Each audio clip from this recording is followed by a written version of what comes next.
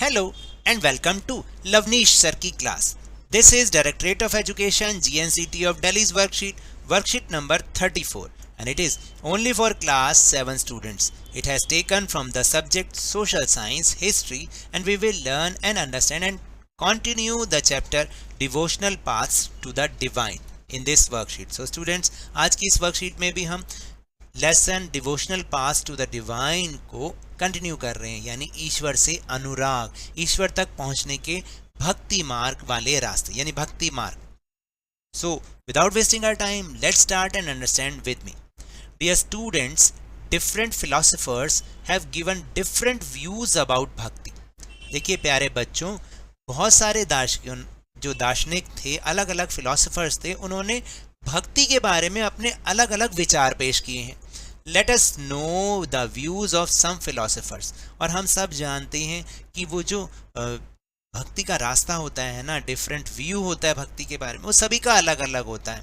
सबके रास्ते अलग अलग होते हैं, लेकिन ये सभी जो व्यूज हैं वो एक ही गॉड की तरफ इशारा करते हैं, यानी गॉड तक पहुंचते हैं. तो आज हम उन्हीं कुछ फेमस फिलोसोफर्स के व्यूज के बारे में जानेंगे. So let's see. So let's talk about Shankara. Who is Shankara? Shankara, he was born in Kerala in the 8th century. जो शंकर थे वो केरला में 8th century में उनका जन्म हुआ. 8 means 700 to 799. आज से कम भी 1300 years before. He was an advocate of Advaita. Advaita का मतलब होता है, एडवोकेट मतलब वो वकील नहीं थे, मतलब कहने का मतलब है वो उनको मानने वालों में सबसे आगे थे. अद्वैत says about oneness of the individual soul and the supreme God which is ultimate reality. देखिए अद्वैत क्या कहता है, वो अद्वैतवाद को मानने वाले थे. वो ये कहते थे कि जो एक आत्मा है और जो सुप्रीम गॉड यानी परमात्मा है, वो दोनों एक ही हैं और दोनों के दोनों ही परम सत्य हैं. He taught that Brahma, the only or ultimate reality, was formless and without any attributes. उन्होंने ये समझाया कि जो ब्रह्मा है वही एक शाश्वत सत्य है. अल्टीमेट रियलिटी का मतलब वही एक सत्य है और वो निराकार है. विदाउट एनी एट्रीब्यूट्स, यानी बिना किसी गुणों के, निर्गुण होते हुए वो एक निराकार एक चीज़ है, यानी उनका कोई आकार नहीं है, लेकिन वही सही है, वही सत्य है. He considered the world around us to be an illusion और maya and preach renunciation of the world and adoption of the path of knowledge to the understand the true nature of Brahma and attain salvation. देखिए इसका पूरा मतलब मैं आपको बताऊं. इसका मतलब ये है कि उनका ये मानना था, वो यही उपदेश देते थे कि भाई ये जो चारों तरफ हमारे दुनिया है ये एक भ्रम है, एक माया है, और जो है अगर हमें भक्ति का मार्ग प्राप्त करना है, मोक्ष प्राप्त करना है, तो हमें संन्यास लेना होगा, हमें भक्ति का मार्ग अपनाना होगा ज्ञान की खोज के लिए. तो उनका ये मानना था कि हमें भक्ति कैसे मिलेगी, ज्ञान का मार्ग कैसे मिलेगा, वो सिर्फ संन्यास लेके, यानी सारी दुनिया को छोड़ के. देन रामानुज कौन थे? He was born in Tamil Nadu in the 11th century, यानी उनके आफ्टर 300 years उनका जन्म तमिलनाडु में 11th century में हुआ. 11th century मीन्स 1000 to 1099 तक. ही propounded the doctrine of Vishishta द्वैत. वो देखिए उन्होंने थोड़ा सा अलग किया, वो मानने वाले थे विशिष्टा द्वैतवाद को, यानी विशिष्टा द्वैतवाद के विचारों को. According to the doctrine of Vishishta Dvaita और qualified oneness, the soul even when united with the supreme God remain distinct.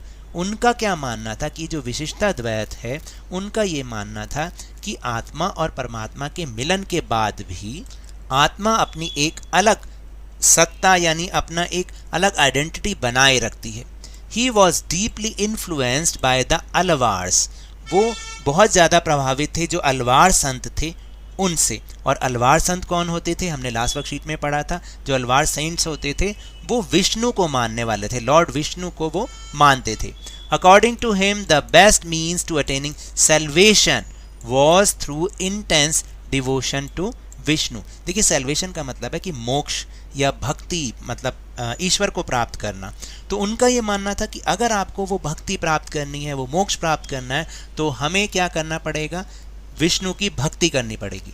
जबकि शंकर ने कहा था कि ये दुनिया मिथ है, सारी बिल्कुल माया है, इसको छोड़ देना चाहिए, और उन्होंने कहा था कि विष्णु की भक्ति करनी चाहिए। Vishnu in his grace helps the devotee to attain the bliss union with him.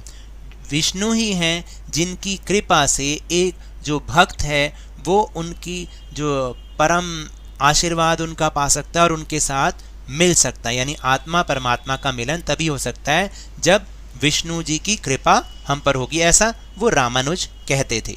रामानुजास doctrine greatly inspired the new strand of bhakti which developed North India subsequently. और जो रामानुज का तरीका था, उन्होंने जो मार्ग बताया था, उसने वाकई ही एक भक्ति के नए मार्ग को शुरू किया जो कि आगे जाके उत्तर भारत में बहुत ज़्यादा पॉपुलर हुआ।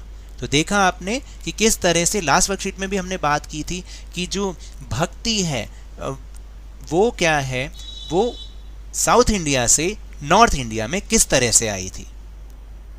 फिर नेक्स्ट वी टॉक अबाउट बसवन्नास वीरशैविज्म। देखिए अब एक और नए फिलोसोफर, मतलब एक और फिलोसोफर थे जिनका अपना तरीका था भक्ति का। क्या तरीका था, let's see. The connection between the Tamil bhakti movement and temple worship led to a reaction that is best represented in the Veerashaiva movement initiated by Basavanna and his companions like Allama Prabhu and Akka Mahadevi. तो देखिए ये क्या था कि जो तमिल भक्ति आंदोलन था और जो मंदिर पूजा थी, उनके रिएक्शन में एक ये वीर शैव मूवमेंट भी शुरुआत किए गए, किसके द्वारा, बसवन्ना ने और उनके जो साथी थे अलम्मा प्रभु और अक्क महादेवी जी ने। This movement began in Karnataka in the mid 12th century. और ये जो धार्मिक आंदोलन शुरू हुआ ये कर्नाटक में शुरू हुआ 12वीं शताब्दी के मिड में। The Veershaivas argued strongly for the equality to all human beings and against Brahmanical ideas about caste and the treatment of women। जो वीरशैव वाले थे, जो वीरशैव को मानते थे, उन्होंने क्या किया, वो सब लोगों की इक्वालिटी को मानते थे। क्योंकि आपको अगर पता हो तो उस समय हमारे यहाँ पर लोग बटे हुए थे, ब्राह्मण, वैश्य, शूद्र, इस तरह से वो बटे हुए थे, वर्ण सिस्टम में वो डिवाइड थे। तो ये जो वीरशैववाद वाले लोग थे जिन्होंने ये शुरू किया, इन विचारों को शुरू किया, उन्होंने ये बताया कि सारे ह्यूमन बींग्स इक्वल हैं और जो भी कास्ट के प्रति या वीमेन से कैसे व्यवहार करना चाहिए, और जो ब्राह्मण वालों के जो ब्राह्मणवादी जो विचार थे उनके ये अगेंस्ट थे और उन्होंने इसके अगेंस्ट बहुत ज़्यादा आर्ग्यूमेंट भी किया। They were also against all forms of rituals and idol worship। वो जो है सभी प्रकार के जितने भी धार्मिक संबंधी काम होते हैं या मूर्ति पूजा के बिल्कुल विरुद्ध थे। तो अब आप समझे कि हमने 3 लोगों के बारे में पढ़ा, तीनों ने अपना भक्ति का जो वे था, मार्ग था, वो कैसा था वो बताया। इस तरह से भक्ति शुरू हुई थी। नाउ द न्यू वर्ड्स जो कि इस वर्कशीट में आए और अभी तक हमने समझे, जैसे एक वर्ड आया philosophy. The study of ideas and beliefs about the meaning of life is called philosophy. यानी जिंदगी के अर्थ को बताने से संबंधित जो भी विचार हैं, जो भी मान्यताएं हैं, उसकी स्टडी करना। यानी कोई व्यक्ति जीवन को किस तरह से देखता है, किस अर्थ में लेता है, उसकी स्टडी करना फिलॉसफी कहलाती है। Then philosopher, the term philosopher comes from philosophos mean lover of wisdom. यानी फिलॉसफर जो टर्म आया वो फिलॉस से आया, वर्ड फिलॉस से, जिसका मतलब है ज्ञान से प्रेम करने वाला। Then third word is rituals, अभी लास्ट में आया था rituals, religious deeds related to worship और सेक्रीफाइस। मतलब कहने का मतलब है जो भी धर्म से संबंधित जितनी पूजा होती है, हवन वगैरह, ये सारे के सारे रिचुअल्स कहलाते हैं। तो तो अब आप समझे कि हमने किस तरह से लोगों के बारे में समझा, उनके जो आइडियाज थे उनके बारे में समझा। Now will move on activity number 1 and question and answers.